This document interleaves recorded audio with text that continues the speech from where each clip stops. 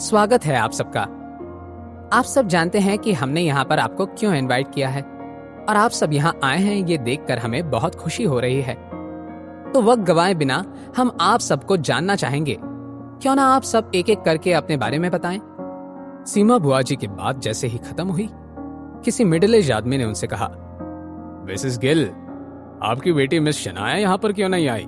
हम उन्हें देखना चाहते हैं। अब मिसेस यामिनी गिल क्या कहेंगी? क्या शनाया वहां आने वाली थी? मिसेस गिल, आपकी बेटी मिस शनाया यहाँ पर क्यों नहीं आई है? हम उन्हें देखना चाहते हैं।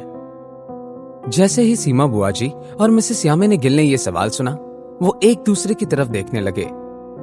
सीमा दीदी, अब आप ही इस आदमी को चुप कराने के लिए कोई बहाना बना दीजिए, मेरा तो सर घूम रहा है। सीमा बुआ जी को झूठ बोलने में और बहाना बनाकर अपना काम निकलवाने में महारत हासिल थी।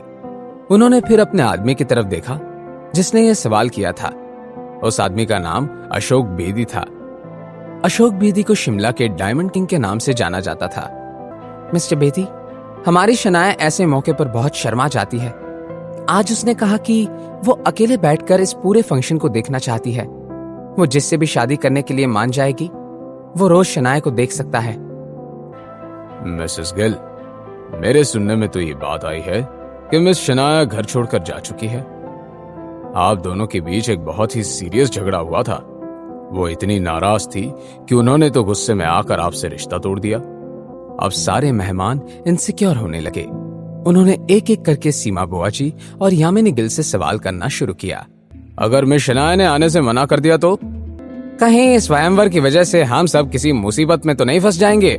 साफ साफ कहिए मिसेस गिल, एटलीस्ट क्या मिस शनाया को इस स्वयंवर के बारे में पता भी है? सभी के एक्सप्रेशंस को देखकर इस बात का अंदाजा लगाना मुश्किल नहीं था कि उन सभी को अशोक बेदी की बात पर यकीन हो गया था।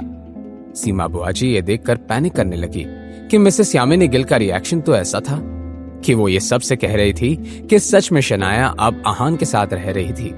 सीमा दीदी, क्या सबको सच पता चल गया है? अब क्या होगा? हाँ भाभी, सबको सच पता चल गया है। सभी जान चुके हैं कि शनाया घर छोड़कर अपनी दोस्त के यहाँ रहने चली गई है। अगर ऐसी ही बात थी तो हम सबका वक्त बर्बाद करने के लिए हमें यहाँ क्यों बुलाया? खामखा यहाँ आकर हम सबका मूड खराब हो गया। अगर मिस शनाया शादी करना ही नहीं चाहती थी तो इतने बड़े तामझाम की क्या जरूरत थी? क्योंकि ये एक अच्छी माँ है मिस्टर बेदी, एक माँ जो चाहती है कि उसकी बेटी को दुनिया की सारी खुशियां मिले। जब हमने उस दामाद को घर से निकालने का फैसला किया, शनाया बहुत दुखी हो गई थी। भले ही वो कभी भी इस शादी में खुश नहीं थी, लेकिन वो किसी एक को धक्का मारकर निकलने वाली लड़की नहीं है। हमने आहान को शनाया की जिंदगी से निकाल दिया। अगले ही दिन मेरी भाभी मिसेस यामिनी गिल ने शनाया से कहा कि हम उसके लिए अच्छा पति ढूंढ लेंगे, लेकिन शनाया ने मना कर दिया। क्या आप जानते हैं क्यों? क्योंकि हमारी फूल जैसी बच्ची अब एक बार फिर से दुखी नहीं होना चाहती। वो तो इतनी डर गई है कि अब किसी पर भरोसा करने की ताकत उसके अंदर बची ही नहीं है। इस पॉइंट पर वहां मौजूद हर कोई शनाया पर तरस खा रहा था। हर किसी की आंखों में मिसेस यामिनी गिल के लिए सिंपैथी उमड़ रही थी। शिमला के सबसे बड़े खानदानों से दो ही नाम जाने माने थे, एक नेगी और दूसरे कोहली, और उन दोनों खानदानों में आपसी दुश्मनी थी।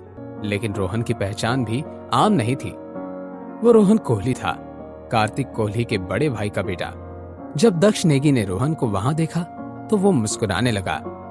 लोग तो हैरान रह गए थे। रोहन के दिमाग में चल रही बातें और फ्रस्ट्रेशन उसके चेहरे पर साफ साफ नजर आ रहा था। अपनी चापलूसी वाली अंदाज में सीमा बुआ जी रोहन से बोली, दामाद जी, मुझे और भाभी को आपसे मिलकर बहुत खुशी हुई।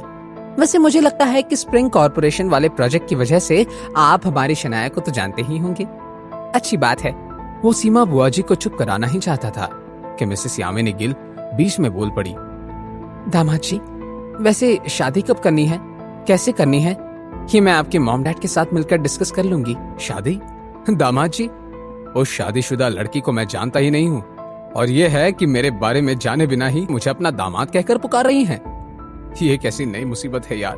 फिर रोहन ने बेमन से एक ब्लैक कलर का कार्ड सीमा जी की ओर फेंक दिया और पैर पटकते हुए होटल से बाहर जाने लगा। फाइनली उस होटल में सीमा बुआ जी, रतन और मिसेस यामिनी गिल ही बचे हुए थे। सीमा दीदी, मुझे तो अब भी इस बात पर यकीन नहीं हो रहा है कि सब कुछ बिना किसी रुकावट के पूरा हो गया। भाभी, सब कुछ सही से पूरा क्यों ना होता? पूरा तो होना ही था, सारा मेरा प्लान जो था।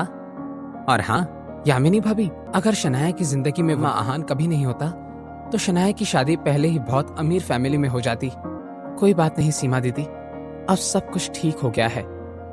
कोहली खानदान शिमला का सबसे अमीर खानदान है।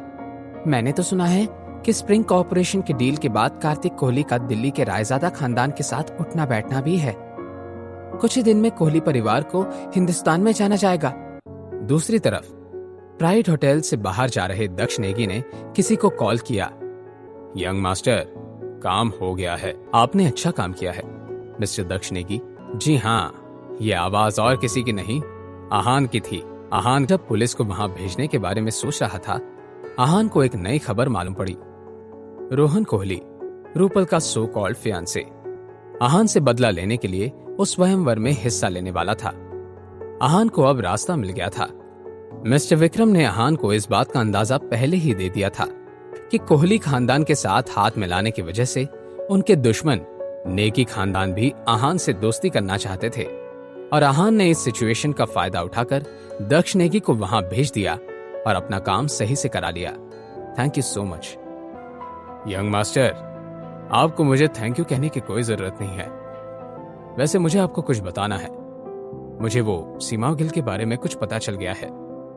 मैंने इस बात का पता लगा लिया है कि वो मिसेस यामिनी गिल को किस बात को लेकर ब्लैकमेल कर रही है।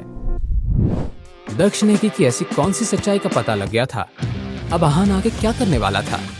शनाया का रिएक्शन कैसा होगा जब उसे पता चलेगा कि मिसेस यामिनी गिल और सीमा बुआजी ने मिलकर उसके साथ क्या किया है? जानने के लिए देखिए अगला एपिसोड सिर्फ पॉकेट एफएम के यूट्यूब चैनल पर, और सीक्रेट अमीरजादा के सारे एपिसोड्स को सुनने के लिए डिस्क्रिप्शन में दी हुई लिंक से डाउनलोड कीजिए पॉकेट एफएम ऐप।